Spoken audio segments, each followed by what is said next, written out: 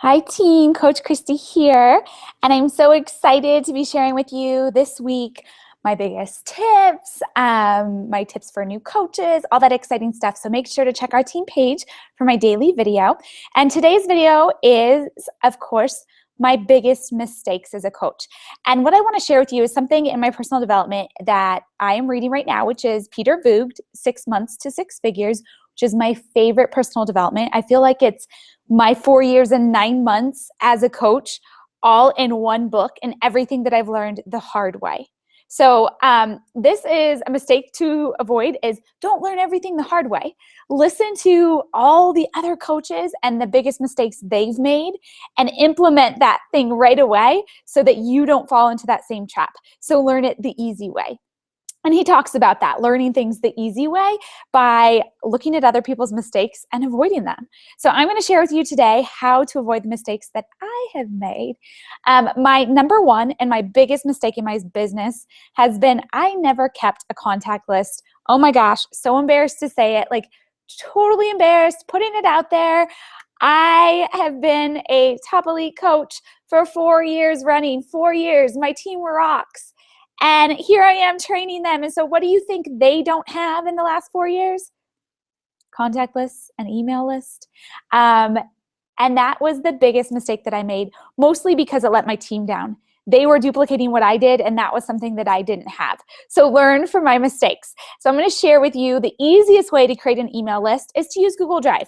And the biggest reason for this is even if you're contacting people on Facebook, is ask for their email. Because if Facebook were gone tomorrow, how would you contact these people? How would you reach back out to them?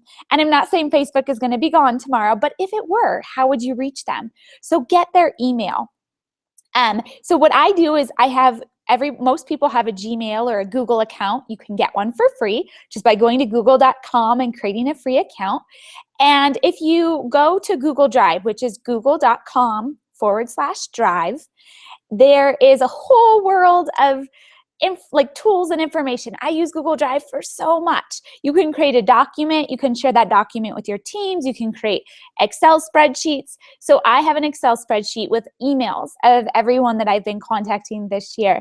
So I didn't do this for my first 4 years. Can you imagine all the people I talked with about their fitness goals or about the coach opportunity who I never followed up with because I didn't have a contact list? So that is my biggest mistake to avoid. I mean, this is like detrimental. Who is earning multiple six figures and doesn't have an email contact list? This person. Learn from me. Because can you imagine how much easier my life would be had I done that 4 years and 9 months ago instead of 9 months ago? So that is my biggest mistake to date for you all to avoid. That's number one. I'm going to share with you two.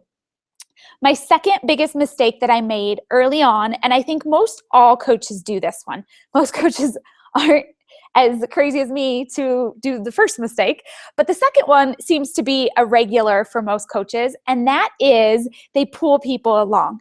You want this business, you want your coaches, your team to be successful. You want it so much. And a lot of times we want it more for someone than they want it for themselves. So we just pull them along. We're like, okay, I'll talk with you on the phone for an hour because hopefully that'll motivate you to go do some work.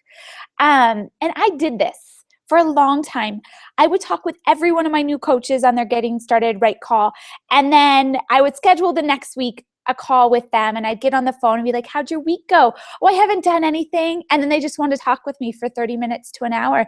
Like, this isn't beneficial. This isn't good use of my time. I'm working full time and building the business part time. And I've now taken an hour of my time. I'm not helping this person. In fact, I'm enabling them because they haven't done anything. And now I'm saying, oh, that's okay. You haven't done anything. I'm going to stay on the phone with you. So pulling people along didn't work. They had to have that reason, that why for their business. They had to want their business for themselves more than I wanted it for them. We should not want it more for someone because it is their business and they are the only ones. We can give them all the training in the world, but they have to take action on that. So I'm going to share with you how I changed my systems to ensure that I wasn't just pulling people along, because it's hard. We want them to be successful. We want to help people. I get it. I did the same thing, but I'm telling you, avoid this mistake and it will save you so much heartache and so much time. So what I do is when a new coach gets started, and I tell them this before they sign up, I tell them this during our sign-up call, and then I send them an email with the coach training. So I tell them, I need you to go through and do the coach training, and then once you complete the training, go to my calendar, which will have the link and access, and schedule a getting started call with me. So what does this do? It shows me right away who is invested in their business. They're getting through the training. They're putting that time and effort into the training. So I'm going to put that time and effort into helping them take their business to the next level. So I know this is a tip that might be hard for some of you as brand new coaches. You're like, but I only have 2 coaches or 8 coaches. I'm going to pull them along. Don't. Everything you do in your business, think of it as you have a team of 10,000 people. Is what you're doing right now duplicatable for a team of 10,000? It's okay if your vision's not that big, but it will get overwhelming as you have 10, 15, 20, 50, 100 coaches on your team if you're trying to pull people along. And really, it actually hurts because you're pulling them along and they're not doing anything more. And you become so focused on why aren't they doing anything? And then you start blaming yourself that they're not taking action. And before you know it, you're getting away from your vital behaviors and getting them done because you're so focused on what your team is not doing. Right? And so you're so focused on pulling people along, you're not getting your vital behaviors done to help you get closer to your goals. And the biggest way to motivate and inspire other people into action is to take action yourself. And for some people, that's going to mean that they watch you for 2 to 3 years while you're a coach, and maybe they're just a discount coach, or they're watching you from the sidelines and keep saying they want to build their business, but they're not doing anything. So you taking action is going to help inspire and motivate people. So if you're not taking action because you're so focused on what other people aren't doing, it's going to slow your business growth.